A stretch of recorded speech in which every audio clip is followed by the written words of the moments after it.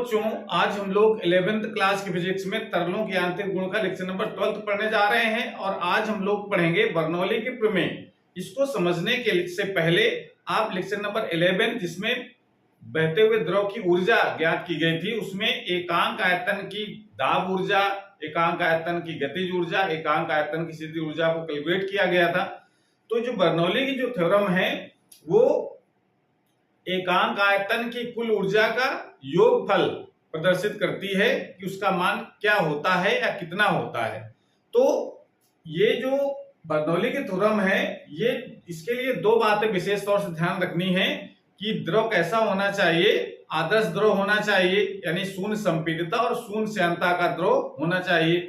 और दूसरी कंडीशन है कि उसका जो प्रवाह है वो धारा रेखीय प्रवाह होना चाहिए।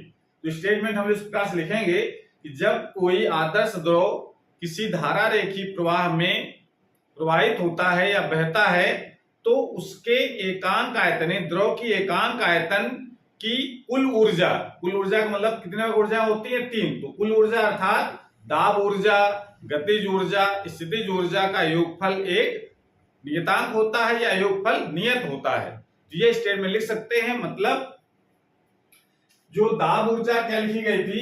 P, एकांक आयतन की दाब ऊर्जा है P प्लस 1/2 V स्क्वायर एकांक आयतन गतिज ऊर्जा प्लस एकांक आयतन की स्थितिज ऊर्जा ρgh। इसका योगफल जो है वो क्या होता है? एक नियतांक, यानी कांस्टेंट होता है, यानी कुल ऊर्जा जो होती है वो नियत होती है। इनके पार्ट कम ज्यादा हो सकते हैं कि दाब ऊर्जा अगर कम हो जाएगी तो हो सकता है कि एकांक आयतन की गतिज ऊर्जा या एकांक आयतन की स्थितिज ऊर्जा बढ़ जाए, या स्थितिज ऊर्जा अगर घटेगी तो गतिज ऊर्जा, दाब ऊर्जा बढ़ जाएगी। मतलब इनके तीनों का योगफल हमेशा क्या होगा? एक नियत रहता है। ठीक है ना? स्टेटमेंट बहुत सिंपल तरीके से आपको लिखना है इस तरीके से, जब कोई आदर्श द्रव धारा रेखीय प्रवाह में बहता है तो उसके मार्ग के प्रत्येक बिंदु पर द्रव के एकांक आयतन की कुल ऊर्जा नियत रहती है। एकांक आयतन कुल ऊर्जा से मतलब क्या तात्पर्य है? एकांक आयतन की दाब ऊर्जा यानी P प्लस 1/2 V स्क्वायर एकांक आयतन गतिज ऊर्जा, एकांक आयतन की स्थितिज ऊर्जा का योगफल क्या रहता है? नियतांक होता है, यानी इसका योगफल नियत रहता है। इसको प्रूव भी करना है। ये ऊर्जा कैसे निकालेंगे ये आप पिछले वाले लेक्चर में देख सकते हैं। बस ये बर्नौली में क्या करता है, केवल इनका इसके ऊर्जा के संबंध में एक प्रमेय प्रस्तुत किया है कि ऊर्जा का योगफल कितना हो। तो इसके लिए डेरिवेशन करने के लिए इसका प्रूफ भी बहुत इंपॉर्टेंट है। तो प्रूफ में देखिए जो भाषा लिख रखी पहले से, ये सिर्फ वीडियो बहुत लंबा ना इसलिए लिख रखा है, बाकी इसको हम अपने मन से भी लिख सकते हैं। इसके लिए क्या करते हैं हम लोग, हम एक ऐसी नली मानेंगे जो बराबर क्षेत्रफल की नहीं है और उसका एक सिरा ऊपर नीचे भी है। मतलब जैसे मान लो एक नली हमने इस प्रकार से ली ऐसी, जिसका एक सिरा चौड़ा है और दूसरा सिरा कम चौड़ा है। ठीक है ना? और इस नली में जो द्रव प्रवाहित हो रहा है वो कैसा द्रव है? आदर्श भी है और उसका प्रवाह कैसा है? धारा रेखीय प्रवाह है। ये शर्त है। और बहने वाले द्रव का जो घनत्व है वो रो है। ठीक है? और जो नली है उसका नाम में हम लोग लिख लिया है एक्स और वाई। एक नली है जिसमें आदर्श द्रव प्रवाहित हो रहा है। नली कौन सी है? X Y. जिस पर प्रवाहित होने जिस पर जो दाब है वो मान लेते हैं यहां पर है P1, और यहां पर जो द्रव का जो वेग है वो मान लिया हमने V1। ठीक है ना? और इसका जो क्रॉस सेक्शन एरिया है, अनुप्रस्थ क्षेत्रफल है A1, और इस सिरे की धरातल से यानी पृथ्वी से जो ऊंचाई है वो मान लेते हैं H1 है। ये तो बात हमारी हो गई पहले वाले यानी X सिरे की। और इसी प्रकार दूसरे सिरे पर जो द्रव का जो वेग है वो मान लिया हमने V2, यहाँ का जो एरिया है वो मान लिया है A2, और इसकी जो ऊंचाई है वो मान लेते हैं H2, और जो दाब है वो मान लेते हैं P2 है। इतनी बात आपको अपनी भाषा के रूप में लिख लेनी है। ठीक है? बात समझ में आया? तो इसमें क्या लिखा हम लोगों ने? माना कोई आदर्श द्रव किसी असमान अनुप्रस्थ परिच्छेद वाली नली XY में धारा रेखीय प्रवाह में बह रहा है। नली के एक सिरे की धरातल से ऊंचाई h1, अनुप्रस्थ परिच्छेद का क्षेत्रफल a1, द्रव का वेग v1 तथा दाब p1 है। ये तो एक सिरे की बात हो गई। तथा y सिरे की धरातल से ऊंचाई s2 अनुप्रस्थ पर क्षेत्रफल a2 द्रव का वेग v2 तथा दाब p2 है। तो ये बात हमने इसको मान करके लिख लिया है। अब आगे क्या करना है इसको समझना है, तो इतना पहले नोट कर लीजिए, उसके बाद फिर आगे हम उसकी बात समझते हैं।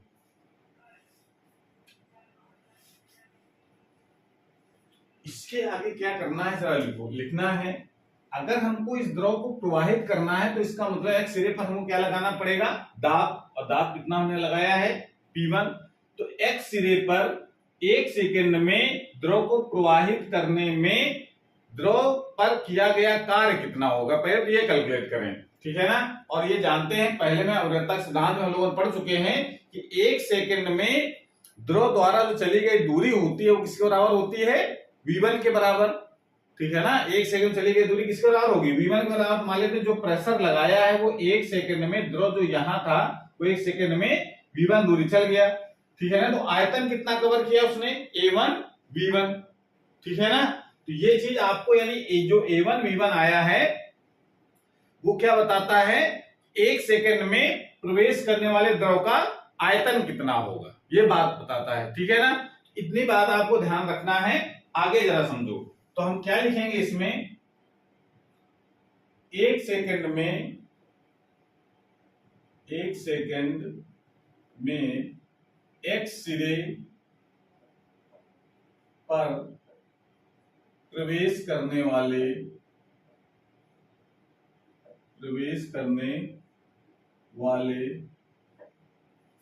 द्रव पर किया गया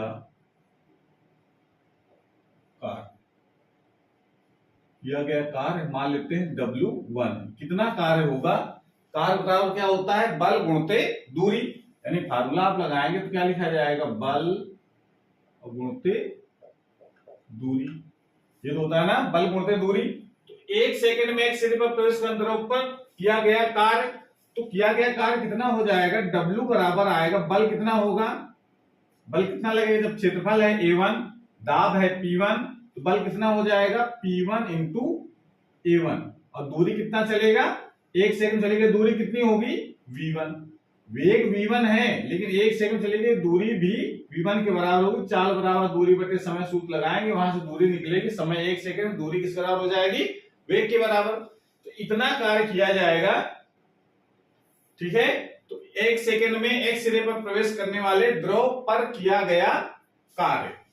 अब जरा इसी में अगर y सिरे से द्रव निकलेगा भी तो निकलने पर किया गया, द्रव पर कार्य नहीं किया जाएगा, द्रव द्वारा कार्य किया जाएगा। पानी अपने आप निकलेगा, इधर से अगर प्रेशर देंगे तो बाहर इस तरह अपने आप निकलेगा, तो कार्य कौन करेगा, द्रव कार्य करेगा। तो द्रव द्वारा किया गया कार्य कितना होगा, तो आप यहां पर लिखेंगे 1 सेकंड में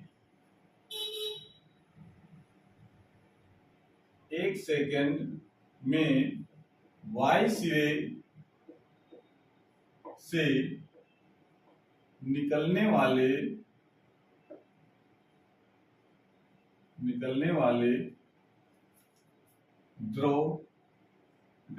द्रव द्वारा किया गया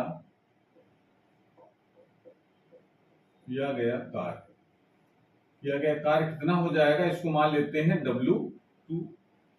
तो W2 कितना हो जाएगा, सेम उसी वेट पर, तो P2 A2 और V2 कितना कार्य हो जाएगा, 1 सेकंड में 1 सिरे पर से निकलने वाले द्रव द्वारा किया गया कार्य कितना होगा, ये लिख लिया हम लोगों ने। तो नेट कार्य कितना होगा, ये जो P1 A1 V1 है ये द्रव पर किया गया कार्य है, और ये जो P2 A2 और V2 है ये द्रव द्वारा किया गया कार्य है। तो नेट कार्य कितना होगा, तो लिखेंगे द्रव पर किया गया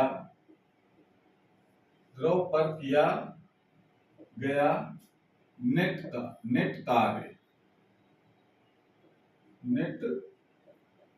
कार्य कितना होगा, W बराबर हम लोग लिखेंगे इसको W1 माइनस W2। द्रव पर कार्य क्या होगा, तो पॉजिटिव, द्रव द्वारा कार्य होगा तो निगेटिव, ठीक है। इसको हम टोटल वैल्यू कितनी हो जाएगी, W का मान कितना है, P1 A1 V1 minus P2 A2 और V2। इतना हो जाएगा। इसको डाल लेंगे क्वेश्चन नंबर फर्स्ट। इतनी बात तो हमने लिख लिया। उसके बाद जरा ये समझना है कि अगर 1 सेकंड में प्रवाहित द्रव का द्रव्यमान अगर m है, इसमें लिखे जरा भाषा के रूप में, यदि नली में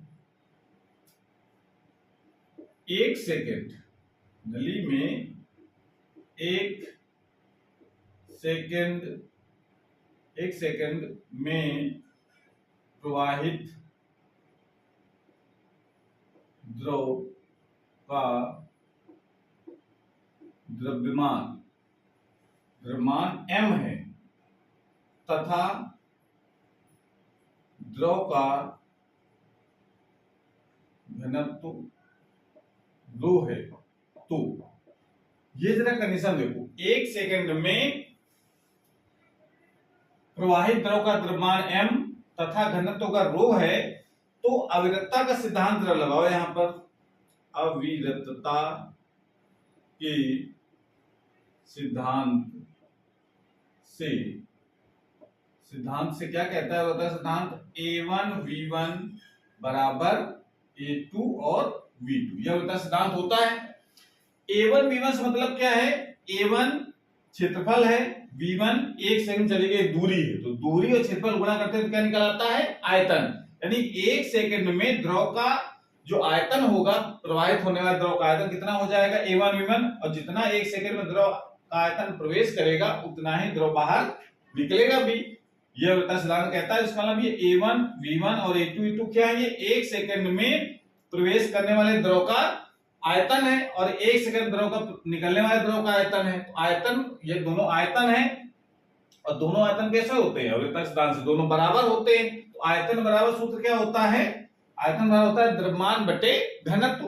तो द्रव्यमान 1 सेकंड में कितना प्रवाहित हो रहा है, m, और घनत्व कितना है, रो। तो ये बात हम लोग लिख सकते हैं ऐसे। इसको एक क्वेश्चन नंबर डाल देते हैं हम लोग सेकंड। ये बात समझ में आ गई।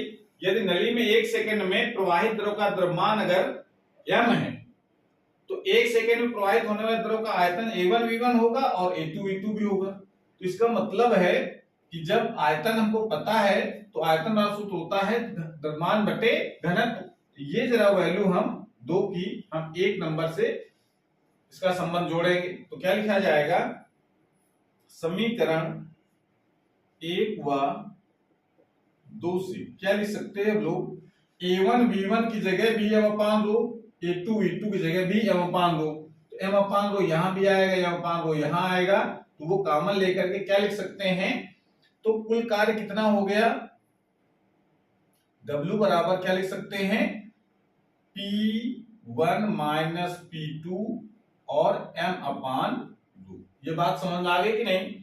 A1V1 की जगह m/रो, A2V2 की जगह भी m/रो।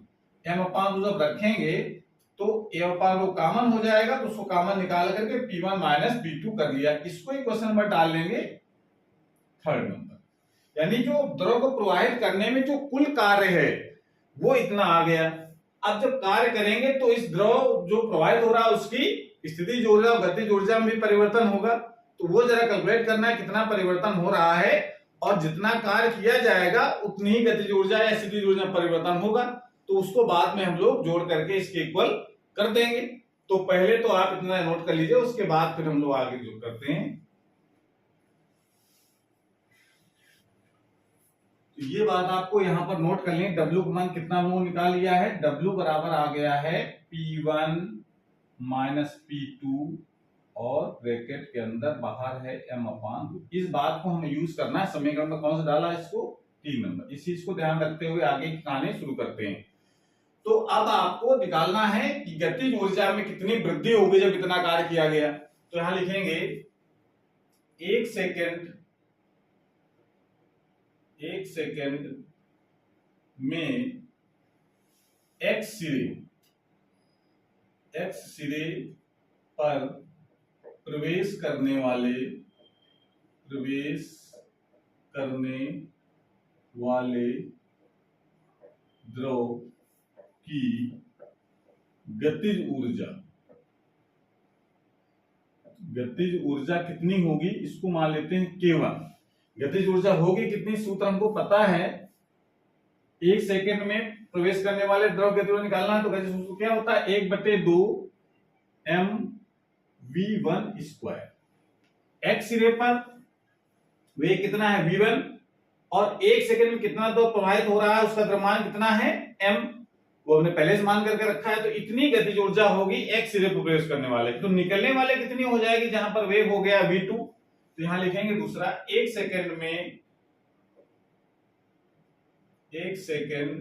में y सिरे से निकलने वाले द्रव की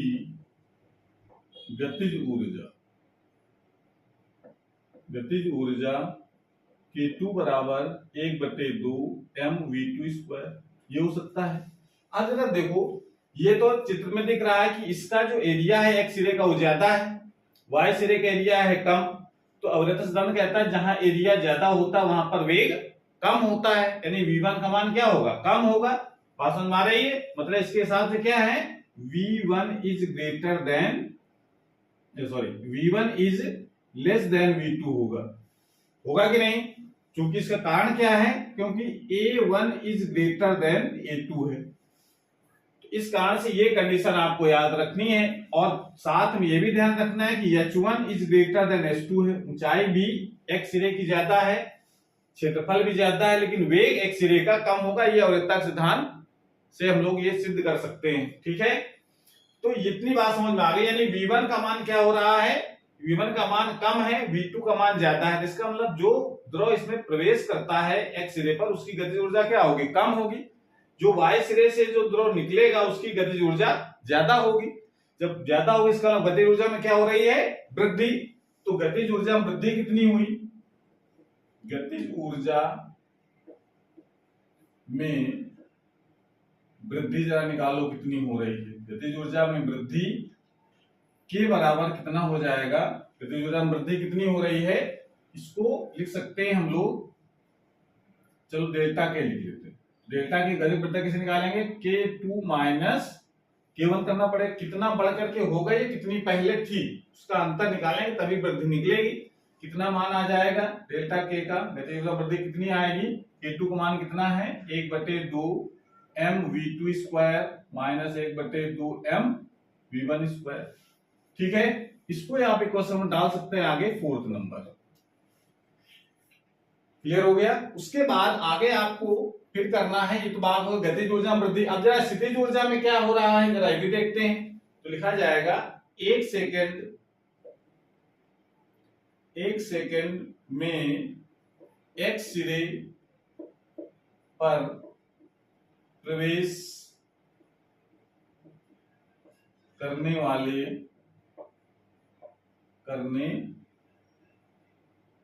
वाले द्रव की स्थितिज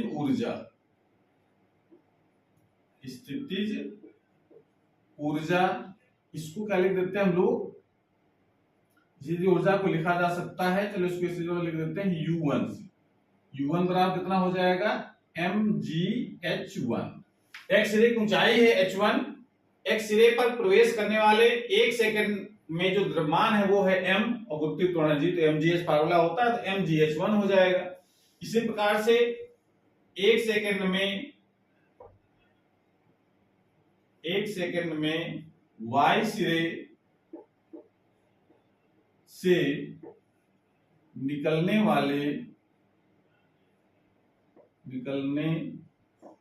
वाले द्रव की स्थितिज ऊर्जा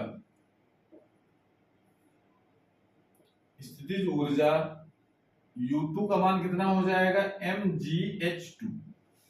ये बात समझ आ रही है। अब देखो इसमें कौन ज्यादा है, mg दोनों सेम है, h2 जिसका ज्यादा होगा, h जिसका ज्यादा होगा उसकी स्थितिज ऊर्जा ज्यादा होगी। h किसका ज्यादा है, h1 का, यानी x सिरे पर जो द्रव प्रवेश कर रहा है उसकी ऊर्जा क्या हो रही है, ज्यादा है।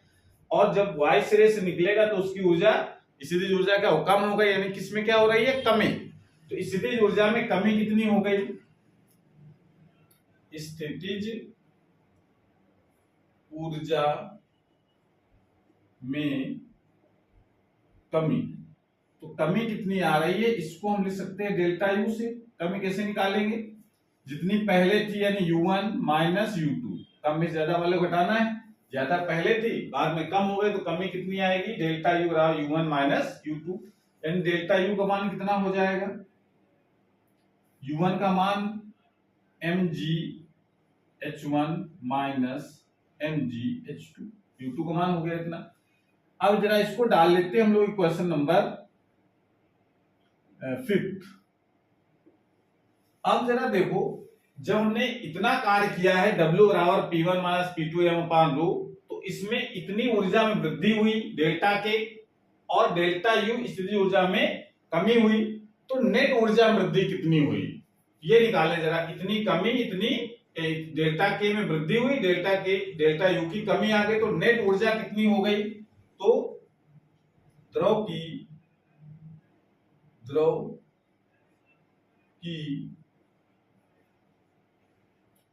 की ऊर्जा में नेट वृद्धि कितनी हुई, नेट वृद्धि कितनी हो गई, ये हम लोग निकाल सकते हैं। नेट ऊर्जा वृद्धि बराबर कितनी लिख सकते हैं, इतनी वृद्धि है यानी डेल्टा के बढ़ा और इतनी कमी हो गई तो माइनस डेल्टा यू कर देंगे।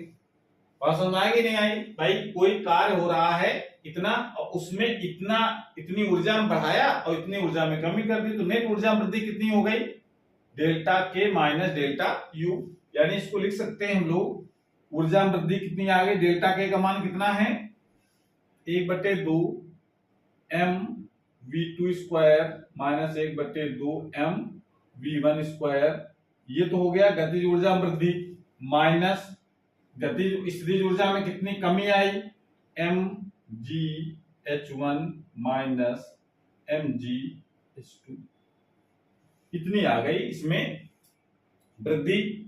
अब जरा देखो, कार्य हमने किया था W बराबर P2 माइनस P1 m/ρ, इतना कार्य हुआ तो इसकी ऊर्जा में कितनी वृद्धि हो गई, इतनी आ गई है।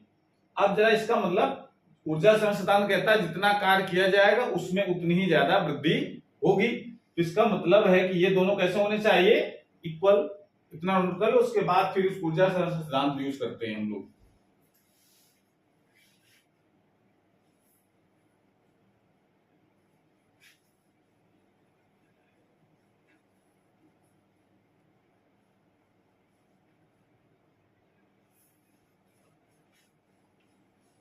तो ऐसे लिखना है आगे,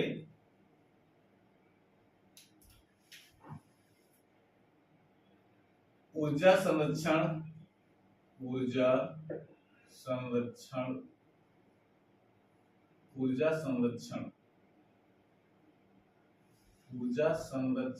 के सिद्धांत से किया गया नेट कार्य यानी कुल कार्य बराबर ऊर्जा में नेट वृद्धि, ऊर्जा में नेट वृद्धि कितनी हो गई। तो जरा नेट का कितना कार्य किया गया, समीकरण नंबर 3 से लिख सकते हैं P1 minus P2 m/ρ equal to, ये तो कार्य हो गया, ऊर्जा वृद्धि कितनी हो रही है 1/2 m v2 square minus 1/2 m v1 square minus mgH1 minus mgH2, ये इतनी ऊर्जा वृद्धि हो गई। इसको जरा सॉल्व करना है केवल, तो सॉल्व करने के देखो एक स्पष्ट हो रहा है कि यहाँ से m से पूरा ये सब जगह से m कॉमन ले कट जाएगा, यानी m यहाँ से यहाँ से यहाँ से यहाँ से सब जगह से कट गया, कितना बचा, और रो का ऐसे मल्टीप्लाई भी कर दो, तो लिख सकते हैं P1 minus P2 equal to 1/2 2 V2 square minus 1/2 2 V1 square minus rho g H1 और ये माइनस होने के चिन्ह बदल जाएगा प्लस रो जी H2। ये लिख सकते हैं ऐसे, जिसमें 1 लगा है सफिक्स में उसको एक तरफ कर लो, 2 वालों को दूसरी तरफ ले जाओ। तो इसको पक्षांतर करो जरा, P1 ये हो गया, ये 1/2 रो V1 स्क्वायर, इसको इधर ले आओ तो प्लस का हो जाएगा 1/2 रो V1 स्क्वायर, और ये वाला जो 1 जिसमें H1 लगा है उसको इधर ले जाओ तो प्लस का हो जाएगा रो g H1 is equal to, अब 2 वाले को उधर ले जाओ तो P2 उधर ले गया तो प्लस का हो गया P2, और ये पहले से उधर है तो प्लस 1/2 रो V2 स्क्वायर, और ये प्लस रो जी H2 ये पहले से उधर था। ये लिख सकते हैं, इसका मतलब है कि दो स्थानों पर एकांक आयतन की ऊर्जा यानी P1 plus 1/2 rho V1 square तो रो जी H1 एक सिरे पर ऊर्जा, और उतनी ऊर्जा जो एकांक आयतन की जो निकलने वाले द्रव की ऊर्जा है वो दोनों कैसी हो रही हैं, बराबर। इसका मतलब है कह सकते हैं P plus 1/2 rho V square plus rho g H बराबर नियतांक। इस प्रकार से हम इसको प्रूव कर सकते हैं। बात समझ में आ गई है? अगर इसमें ये तो स्टेटमेंट अगर प्रूव करना है तो आपको यहीं से कहानी खत्म कर देनी है, लेकिन इसके बारे में और भी कुछ जान लेते हैं हम लोग। इसको नोट कर लो पहले। इसमें अगर हम बात करते हैं कि नली हमारी ये टेढ़ी नहीं है, मतलब इसका एक सिरा ऊपर सिरा नीचे नहीं है, अगर क्षैतिज नली है, आप समझ में आ रही है? यानी इसका मतलब है कि अगर हम ऐसी नली का ले करके, अगर हम नली को कैसे ले लेते हैं, हॉरिजॉन्टल एकदम इस तरीके से,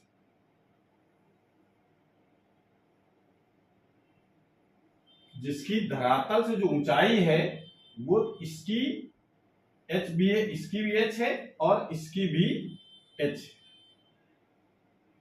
इन दोनों की जो ऊंचाई है वो सेम। अगर ऐसा है, बाकी चीजें यहां पर दाब है P1, एरिया है A1, इधर का दाब है P2 और एरिया है A2, प्रवेश करने वाले द्रव का जो वेग है वो V1 है, निकलने वाले द्रव का जो वेग है वो V2 है। अगर दोनों के H इक्वल अगर हो गए, यानी H1 बराबर क्या हो गया इस कंडीशन में, H1 और H2 बराबर ये इक्वल हो गए, तो वो किसके बराबर मान लिया हमने, H के। अगर ये कंडीशन लागू कर देते हैं तो इसका मतलब H1 क्या हो जाएगा, देखो जरा इसी को, तो इसका मतलब ये लिखिएगा, यदि नली क्षैतिज है, ये आपको इंपॉर्टेंट पॉइंट ध्यान रखना है, यदि नली क्षैतिज है तो H1 बराबर H2 बराबर H हमने मान लिया है जो बराबर है। अगर ये वैल्यू जरा ऊपर इसमें लगाओ तो क्या लिखा जाएगा, P1 plus 1/2 rho V1 square plus rho g H, H में क्या हो जाएगा, H is equal to P2 plus 1/2 rho V2 square plus rho g H। तो रो जी H से रो जी H कैंसिल हो जाएगा, तो क्या बचा, P1 plus 1/2 rho V1 square is equal to P2 plus 1/2 rho V2 square. ये जो statement आया है ये भी बर्नौली में होती है, लेकिन कब लागू करना है, जब जो पाइप हमारा कैसा हो, क्षैतिज हो, हॉरिजॉन्टल लाइन पाइप की हो, तब हम ये वाला फार्मूला यूज करेंगे। और ये फार्मूला बताता है कि अगर, मतलब ये फार्मूला नहीं, ये वाला फार्मूला या ये वाला ऊपर वाला भी, दोनों फार्मूले ये बात को सिद्ध करते हैं कि जहां पर दाब अधिक होगा वहां पर वेग कम होगा, तभी इनका योगफल नियत हो सकता है। प्रेशर ज्यादा हो गया, दाब ऊर्जा ज्यादा हो गया, तो वेग क्या होना चाहिए, कम होना चाहिए, तभी इसके योग के बराबर आ पाएगा। ठीक है ना? तो इसका मतलब है इस चीज को हम ऐसे भी लिखते हैं, P plus 1/2 rho V square is equal to क्या लिख सकते हैं हम लोग, नियतांक। तो हॉरिजॉन्टल लाइन के लिए हम ये वाली प्रमेय यूज करते हैं, अगर हॉरिजॉन्टल नहीं है तो फिर ऊपर वाली ये वाला फार्मूला यूज किया जाएगा। तो ये विशेष ध्यान रखना है। तो ये आपको ध्यान रखना है कि बर्नौली में क्या कहते हैं, इस प्रूफ ये सिद्ध हो रहा है कि जहां पर दाब अधिक होगा वहां पर वेग कम होता है, और इस आधार पर हम लोग कह सकते हैं कि जो गहरा जल है वो शांत होता है। अगर कहीं पानी बह रहा है तो सतह का जो वेग होगा वो ज्यादा होगा, और जैसे जैसे गहराई पर जाएंगे वहां जो गहराई पर जाने पर क्या होता है, दाब बढ़ता है, और दाब अगर बढ़ेगा तो वेग क्या हो जाएगा, कम हो जाएगा। तो वेग कम हो जाएगा तो कहा जाता है गहरा जो द्रव होता है वो शांत होता है। तो ये चीज क्लियर हो गई। दूसरी बात हम लोग ये भी समझते हैं इस प्रमेय के आधार पर कि जैसे अगर कोई ट्रेन गुजर रही होती है तो लोग कहते हैं कि दूर खड़े हो नहीं तो ट्रेन घसीट लेगी अपनी तरफ। तो ट्रेन घसीटती नहीं है बल्कि पीछे से धक्का लगता है। इस बात को हम लोग बर्नौली प्रमेय से समझ सकते हैं। बर्नौली प्रमेय क्या कहती है, जहां पर दाब कम होगा वहां पर वेग अधिक होगा, या वाला अपोजिट होते हैं, जहां प्रेशर ज्यादा वहां पर वेग कम, जहां वेग कम वहां प्रेशर ज्यादा। ठीक है ना। तो अगर ट्रेन गुजर रही होती सामने से, मान लो ट्रेन हमारे सामने गुजरी ऐसे, तो यहाँ का जो वेग है हवा का हमारे और ट्रेन के बीच का, वो वेग बढ़ जाता है। जो वेग बढ़ जाएगा तो जो वायुमंडलीय जो प्रेशर पड़ रहा था पहले से, वो प्रेशर लगेगा, और आगे प्रेशर हो गया कम, तो हमारा शरीर आगे तरफ झुक जाता है। तो ये झुकना ये कहलाता है कि ट्रेन ने घसीट लिया, पर ट्रेन घसीटती है बल्कि पीछे से एक धक्का लगता है, और उस धक्के का शरीर आगे तरफ झुक जाता है। इसका जब भी ट्रेन गुजरती है तो उससे दूर खड़े रहना चाहिए। ठीक है ना। आंधी जब आती है तो जो टीन शेड होते हैं वो उड़ जाते हैं। उड़ने के कारण भी हम लोग बर्नौली प्रमेय के आधार पर समझते हैं कि जब हवा तेज चलती है तो वेग ज्यादा हो जाता है, तो वहां पर प्रेशर कम हो जाएगा ऊपर, और नीचे जो वायुमंडलीय जो प्रेशर है वो उतना ही रहता है। तो जब प्रेशर उतना ही रहेगा, ऊपर का प्रेशर कम हो गया है, तो ये ऊपर तरफ टीन को उठा करके हवा के माध्यम से उसको उड़ा ले जाती है। तो इस प्रकार से ये चीजें जो है जो बर्नौली प्रमेय से हम लोग समझ सकते हैं। और उसके बाद इसमें एक जो महत्वपूर्ण बात इसमें और भी है वो ये है कि अगर हम ये जो फार्मूला है ये वाला, इसको अगर नोट कर लो, फिर इसको करते हैं।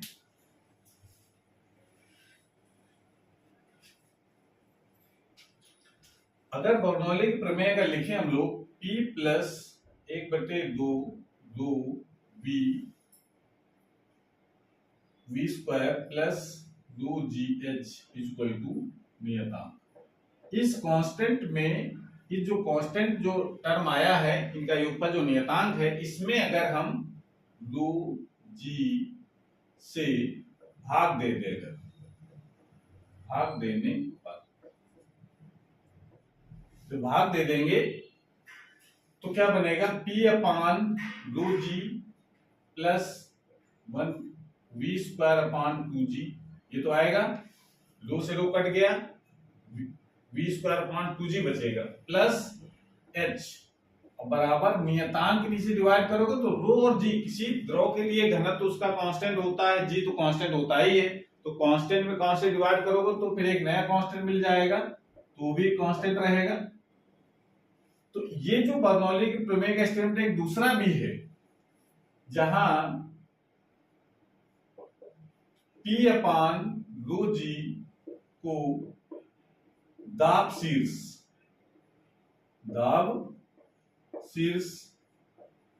v स्क्वायर अपॉन 2g को वेग शीर्ष तथा h को गुरुत्वीय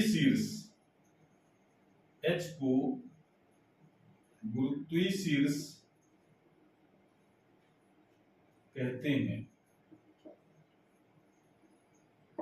गुरुत्वीय शीर्ष कहते हैं। तो इसके आधार पर स्टेटमेंट भी इसका बदल सकता है कि जो स्टेटमेंट में शुरुआत में जो लिखवाया था तो उसको हम इस प्रकार से भी लिख सकते हैं कि जब कोई आदर्श द्रव धारा रेखी प्रवाह में बहता है तो एकांक आयतन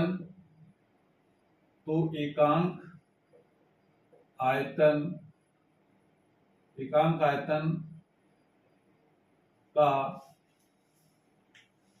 दाब शीर्ष वेग शीर्ष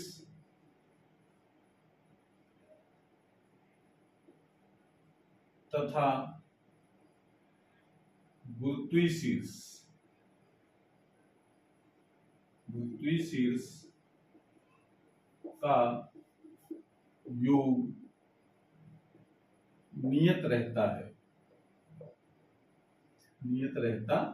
है। ये भी लिख सकते हैं, अगर बाउंड्री प्रमेय स्टेटमेंट अगर ये लिखें तो गलत नहीं माना जाएगा कि जब कोई आदर्श द्रव धारा रेखीय प्रवाह में बहता है तो एकांक आयतन का दाब शीर्ष, वेग शीर्ष तथा गुरुत्वीय शीर्ष का योग नियत रहता है। अगर इस फॉर्म में लिखना है तो आपको ये वाला फार्मूला लिखना है, P/2G plus V²/2G plus H equal to constant. अलग अलग टर्म भी आपको याद रखने, P/2G को क्या कहते हैं, दाब शीर्ष, V²/2G को वेग शीर्ष और H को गुरुत्वीय शीर्ष कहा जाता है। ठीक है ना। इस प्रकार से हम बर्नौली प्रमेय को समझ सकते हैं और इस पर आधारित आंकिक प्रश्नों को भी करने का आप लोग अभ्यास करेंगे। इसका जो अनुप्रयोग है एग्जाम में वो भी पूछा जाता है वेंचुरी मीटर। तो अगला हम लोग का जो लेक्चर रहेगा वो वेंचुरी मीटर पर रहेगा, तो नोट करके। और आज क्लास हमारे पास समाप्त करते हैं। अगली क्लास में हम लोग नए टॉपिक के साथ आएंगे, तब तक पढ़ाई करते रहिए। Best of luck.